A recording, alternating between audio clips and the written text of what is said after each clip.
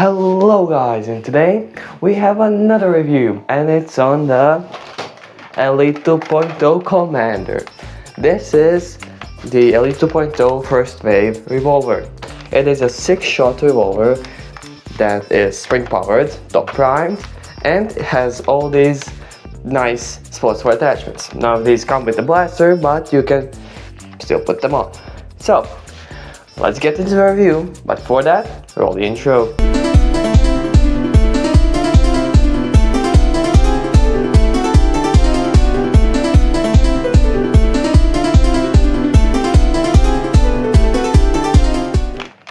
So the Elite 2.0 Commander is, as I said, a 6-shot revolver that has a top prime and is spring powered. Now these attachments, while I have put them on, these do not come with the blaster. Specifically, this is the Spectre barrel, this is the Eagle Point scope, and this is the Echo stock.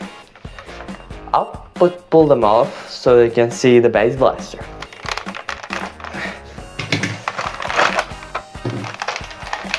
And as you can see, the base blaster has a barrel attachment point at the front, which is where you attach the barrel. And on the top we have one end tactical rail, which you can put a scope onto.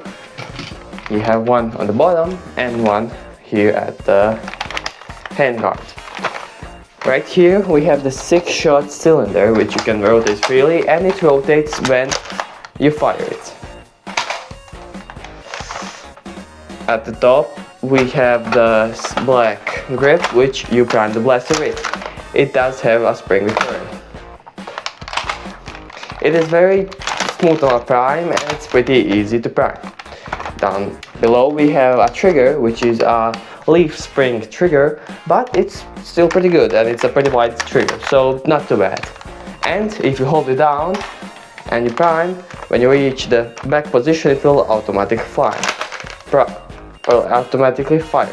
That is what's called slam fire. It gives you a bit more speed of firing at the cost of accuracy, a little bit performance. Down to the grip. The grip is alright. It is a bit small for some people. For me it's perfect, and it's not the comfiest, but it's pretty decent. We also have this hand guard, which is pretty cool, although that is one of the parts why the grip is a bit smaller, although it's still a nice addition. Down at the bottom we have this little like horseshoe thing. Basically there is like a divot up here. I don't know if you can see it, but you can, if you dual V them, you can just prime it off itself. And at the back we have a stock attachment point, which you can just attach your stock to. Overall, the blaster looks pretty cool. It has these like little holes and the Elite 2.0 thing. It looks like most Elite 2.0 blasters, but it is a really good blaster.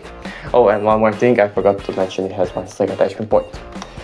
And besides all of that, the only problem is the plastic quality.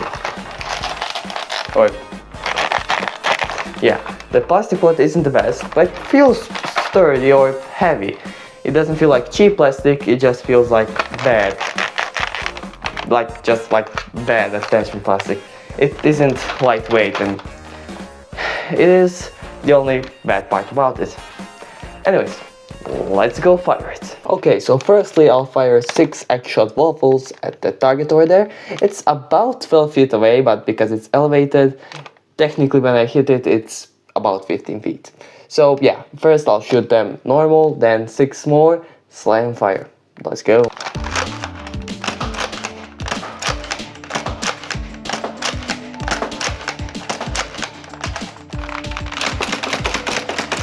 So the Commander shoots about as other Elite 2.0 blasters do, so 70, maybe a bit higher FPS.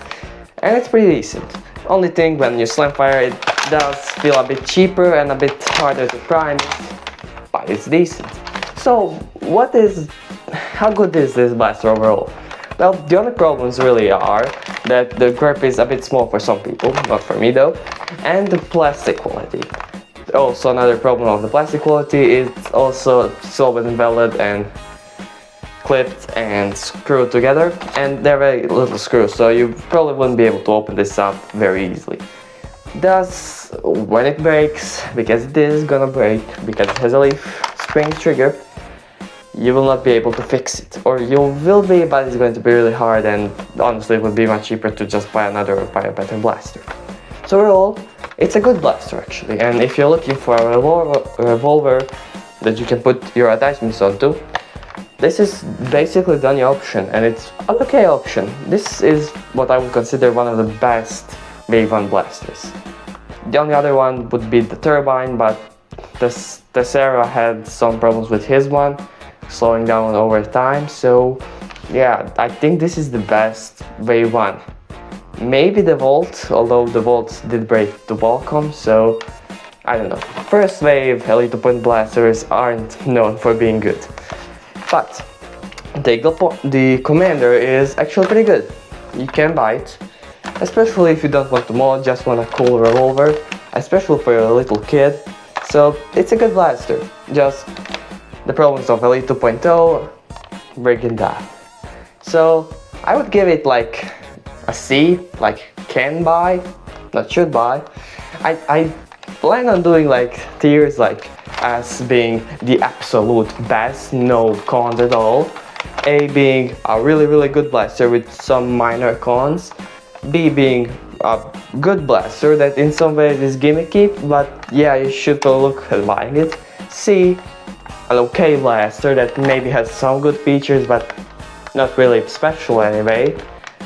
D being a reskin, most reskins, and not really good in any way.